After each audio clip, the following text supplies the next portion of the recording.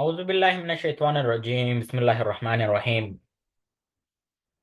نن موږ په دې ویډیو کې به زده کړو چې څنګه مو کولی سو چات جی پي ټي ته خپل عکس ور اپلوډ کړو او پوښتنه ترنه وکړو.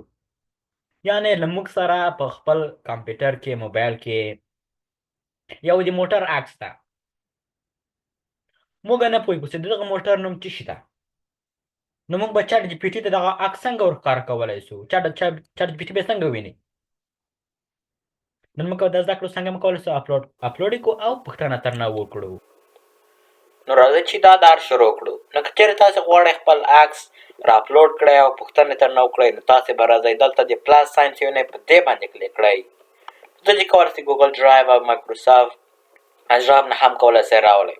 خو په دغه کې لکه مثلا تاسې غواړئ له خپل کمپیوټر نه دلته اپلوډ فرام کمپیوټر په دې باندې کلیک نو تاسې ستا خپل هغه سلیکټوئ عکس. لکه مثلا زه به راسمه دغه یو. نو انټر چې وکړم دغه ځای کې به ورته لیکم What is the name of the car؟ دغه موټر نوم چې د ما ستا ته عکس درکړ. نو ته ګوره ګورې نو موږ ښکته راسو دغه ځای ګوره د کار image is Lamborghini. نو موږ ته وویل چې دغه موټر نوم څه شي ده. موږ ګوره خپل عکس ور اپلوډ کړو. یا دلته راسو What do you see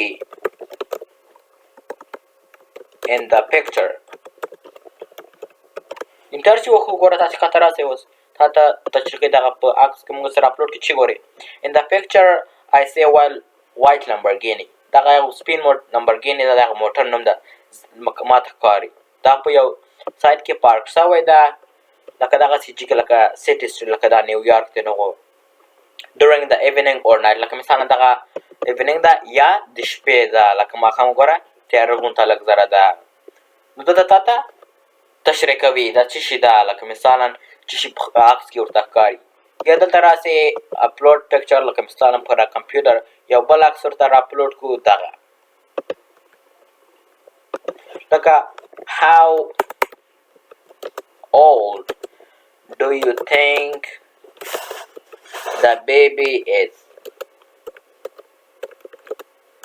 انټر وکړو نو ګوره موږ ته دا اوس معلومات راکوي. دغه عکس موږ ورته راغه کړو اپلوډ کړو او پوښتنه ترنه وکړه چې دغه څو کلن ده. I can directly view image but if you لکه مثلا په دغه ځای کې دا نشئ کولی سئ په دغه ځای کې یو بل عکس اپلوډ کړئ. ګوره دا ګوره هغه د فایل ده لکه سامنے ګوره نه در اپلوډ شوی. که چېرې موږ یې راسو یو بل ور اپلوډ کړو دغه ځای کې لکه موږ اوس یو لوګو پکار ده خو موږ چات جي پي ټي ته څنګه نه سو ورته ویلی چې موږ لوګو څه خیال ده چې تا ته هغه سیملر ورته جوړه کړي.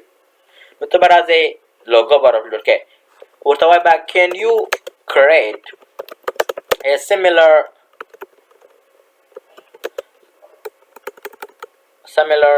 logo like this. نو انټر چې وکړې نو ګوره اوس تاسو دغسې لږ معلومات درکوي yes I can create. نو دلته ګوره اوس یې کولی سمه then create one for me.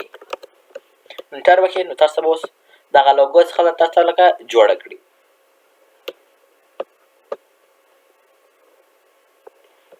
نو که چېرې لکه مثلا د تاسو دغه هغه خلاص دغه پلاس ورژن لکه مثلا تاسو کولی ډېر عکسونه نه شئ تر جوړولی. ګوره It seems like I can't generate any more images right now. Please try again later. لکه مثلا که چېرې تاسې 5-6 دانې د ورځې جوړې کړئ لکه بیا تاسو ته وایي لږ ذره صبر وکړئ تاسو ته بیا بله جوړوم.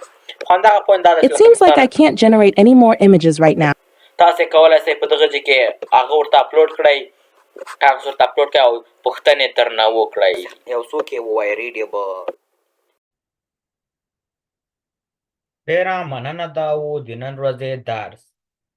هیله کوم چې دا ویډیو به مو خوښه شوې وي او دا ویډیو له ملګرو سره مو هم شریکه کړئ ترڅو هغوی هم ترنه ګټه او فایده واخلي.